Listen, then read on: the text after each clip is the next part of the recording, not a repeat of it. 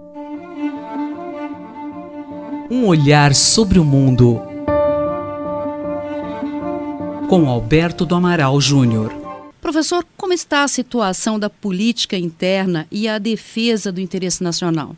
Olha, existe uma relação hoje indissociável entre política externa e a defesa do interesse nacional. Essa relação se deve pelo fato de que cabe à política externa de qualquer país, com a formação dos Estados nacionais, defender o interesse nacional. Mas nós temos aqui algumas ambiguidades, algumas dúvidas, algumas incertezas.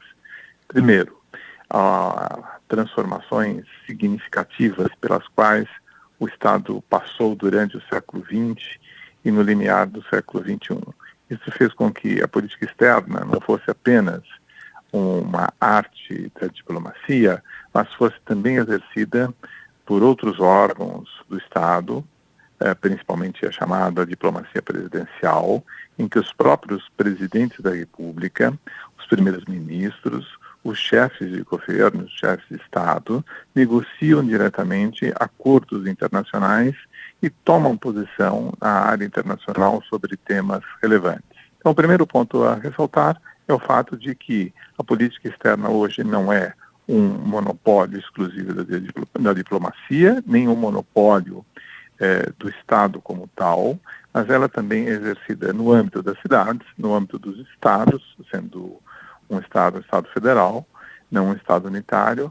Ela é exercida também pelos órgãos inferiores da organização administrativa estatal, como, por exemplo, o Banco Central, como, por exemplo, o Conselho Administrativo de Defesa Econômica, o CAD.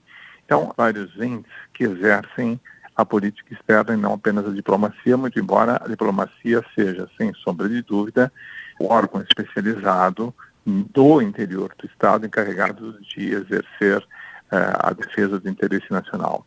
O segundo ponto importante a ressaltar é que a ideia de interesse nacional é uma ideia muito vinculada ao século XIX, à formação dos Estados nacionais modernos e Estados nacionais que se consolidaram no século XVIII, e a ideia de que o Estado Nacional se confundia com uma nação, e a nação sendo integrada por um grupo étnico homogêneo, falando a mesma língua, compartilhando as mesmas tradições. E o que nós temos hoje são sociedades altamente fragmentadas, culturalmente muito diversas, sociedades pluralistas, há diversas ideias, diversos interesses, diversos modos de pressionar a atividade governamental em favor da prevalência de certos valores no âmbito externo.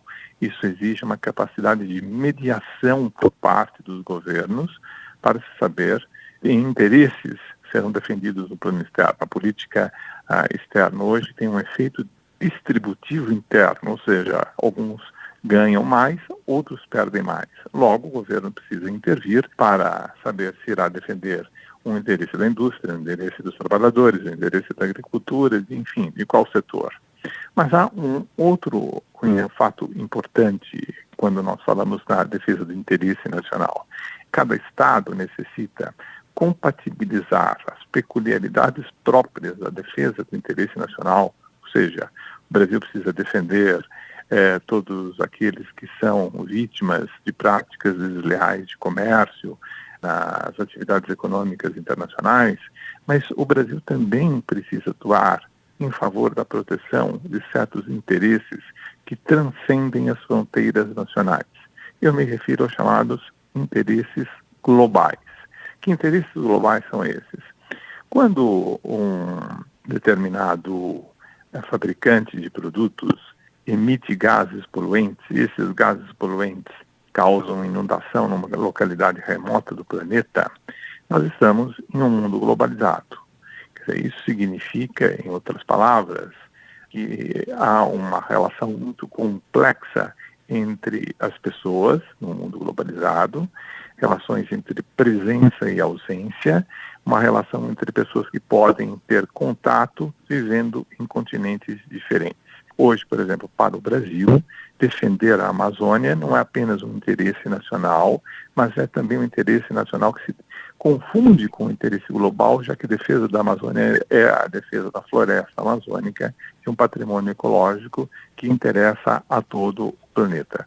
Portanto, a relação entre política externa e defesa do interesse nacional é uma relação hoje complexa, que não passa mais pela defesa de um Estado específico, de uma população específica, mas passa pela defesa de interesses globais, e é exercida por múltiplos atores.